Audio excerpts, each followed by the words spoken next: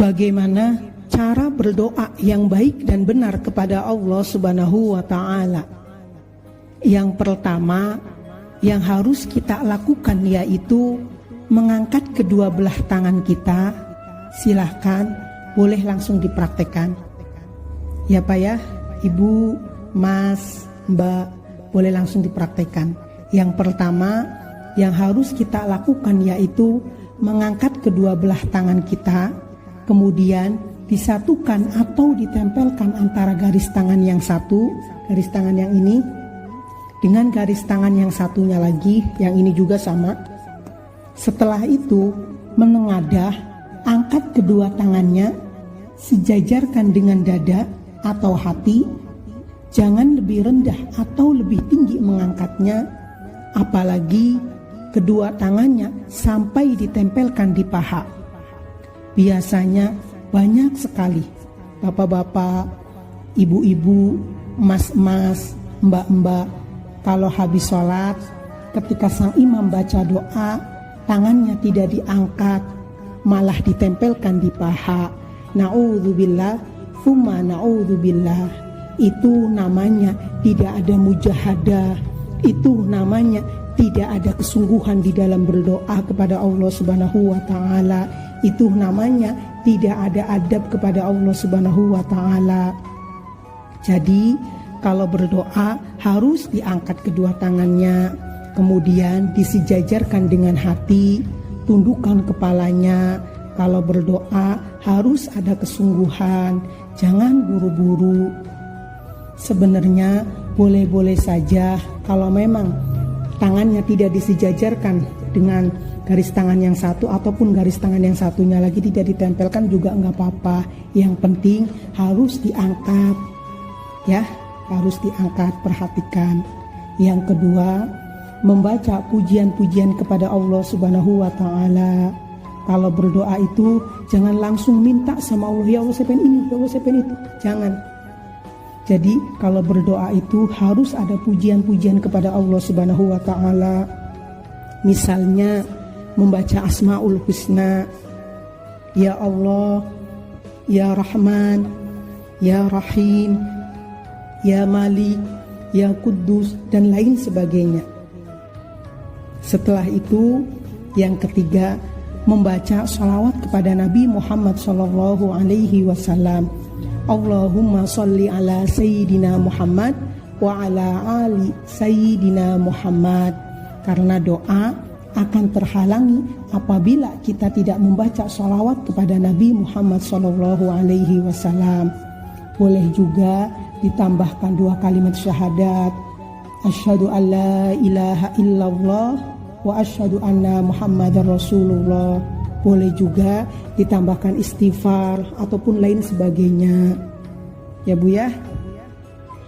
Terus man sholla alayya sholatan wahidatan, barang siapa yang mengucapkan sholawat kepadaku 1 kali, maka Allah Subhanahu wa Ta'ala akan bersolawat baginya 10 kali dan digugurkan 10 kesalahan dosanya serta ditinggikan baginya 10 derajat di surga kelak. Kalau serangkaiannya udah selesai dari 1, 2, 3, baru yang keempat, sampaikan hajat dan keinginan ibu, bapak, sampaikan sama Allah Subhanahu wa Ta'ala. Tapi ingat, jangan sampai berdoa minta sama Allah, tolong aku ya Allah biar aku bisa bayar hutang, kasih aku uang ya Allah. Berdoa itu jangan minta uang sama Allah, jangan minta supaya bisa bayar hutang dari Allah. Beritahukan kelemahanmu, beritahukan ketiadaanmu, beritahukan kemiskinanmu, beritahukan kekuranganmu di dalam beribadah dan mendekat kepada Allah Subhanahu wa Ta'ala. Baru Allah Subhanahu wa Ta'ala mau menerima doa dan permohonan kita kepada Allah Subhanahu wa Ta'ala. Ya Bu ya, ya Pak ya, diperhatikan.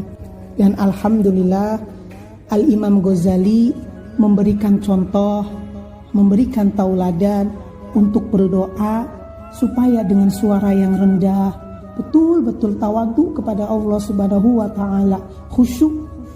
hubungkan dirimu hanya kepada Allah Subhanahu wa Ta'ala.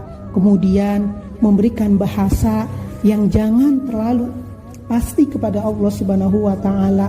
Kasih bahasa yang samar-samar. Di situ Allah Subhanahu wa Ta'ala akan mengetahui niat dan tujuan kita, dan baru Allah Subhanahu wa Ta'ala itu senang mengabulkan kita punya permohonan. Dan yang kelima, afdolnya berdoa itu di waktu yang mustajab. Doa tidak akan tertolak pada dua waktu, yaitu ketika adzan berkumandang dan ketika turun hujan. Jadi silakan Bapak Ibu bisa berdoa, minta sama Allah, berdoalah kepadaku, niscaya akan kukabulkan doamu. Wa qala rabbukum ud'uni astajib lakum. Berdoalah kepadaku, niscaya akan kuperkenankan bagimu. Ya Bu ya.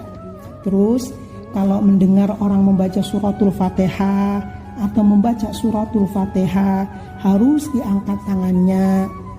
Alhamdulillah, guru besar saya Al-Alim Al-Alamah Al-Arif Billah Sayyiduna Syekh Habib Sagaf bin Mahdi bin Syekh Abi Bakar bin Salim, beliau selalu menganjurkan kepada para santri-santrinya setiap mendengar atau membaca Fatihah harus diangkat kedua belah tangannya. Kenapa? Karena di dalam suratul Fatihah semuanya terdapat doa-doa yang baik. Jadi Bapak, Ibu, hadirin dan hadirat, biar menyambung tata cara berdoanya, jadi ada sanadnya. Ikut siapa doa tangannya seperti itu? Ikut Habib Sagaf bin Mahdi. Mudah-mudahan Bapak Ibu bisa silaturahim ke Pondok Pesantren Al-Asriyah Nurul Iman di Parung Bogor. Jadi bisa ziarah ke makam Habib Sagaf. Oh ya, tadi juga ada yang bertanya, Ustadz, ya kalau manggil Ustadz buat ceramah itu bayar berapa sih? Saya tegaskan, saya nggak perlu dibayar, nggak apa-apa. Yang penting bisa antar jemput aja itu sudah cukup. Dan gak perlu panggil saya Ustadz, karena saya sendiri masih merasa belum pantas. Panggil aja namanya langsung. Kalau memang gak namanya langsung, boleh panggil Syarif, Kang, atau Mas, gak apa-apa. Ya, jadi kalau sama saya santai-santai saja, gak perlu dibikin tegang. Kalau bahasa gaulnya itu woles ya, woles main gitu. Dan alhamdulillah ada satu nasihat lagi buat kita semua, khususnya buat para orang-orang yang berdakwah, khususnya buat para ustadz, kiai, ulama. Tolong kalau menyampaikan Allah Subhanahu wa Ta'ala itu berfirman, jangan berkata, karena kita itu berbeda dengan Sang Pencipta.